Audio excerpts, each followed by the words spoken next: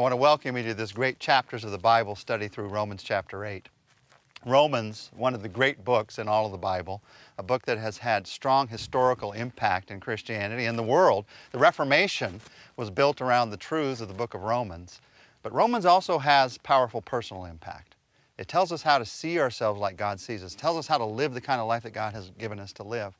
And Romans chapter 8, for many people, is the pinnacle of the book of Romans. Such powerful truths. And we're going to walk through it together these next 4 weeks. Now, as we walk through it together, you'll see we're standing outside, and there's a reason for that. For years, as I've taught through Romans 8, I've taught it as if you're walking up a mountain. There's some foundational truths you need at the beginning of the chapter, like the foundation of a mountain. There's some things you run into as you're walking up the mountain. As you see, as we walk through the book of Romans, we're going to see some things we run into in Romans chapter 8. And then at the top, at the end of Romans chapter 8, there are some clear perspectives that you get from God that you need for living the kind of life that God has made us to live. Now, this mountain we happen to be standing at the bottom of that we're going to climb up together these next 4 weeks happens to be Saddleback Mountain. Saddleback Mountain is the reason that Saddleback Church is named Saddleback Church. We have the mountain, so we have Saddleback Valley, and so we're named Saddleback Church. So I bet some of you even who go to Saddleback Church didn't know that. So we're going to enjoy climbing this mountain the next 4 weeks. It's not Mount Everest, I'll admit that, but I think it'll do to give us the illustrations that we need. And as we walk up, let me tell you where we're going with this, with Romans chapter 8. Really, in this chapter, it deals with 4 things that we feel in our lives as Christians.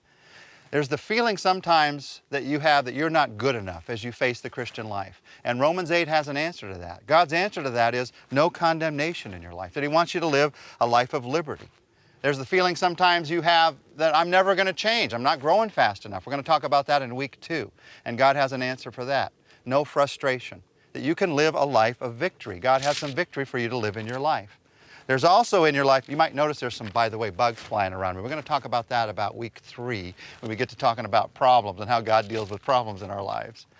There's also the feeling sometimes we have, like I said in week 3, that everything's falling apart.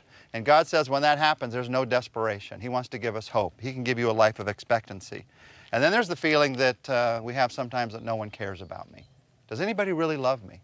And God says in that case, there is no separation from my love, that you can live a life of security.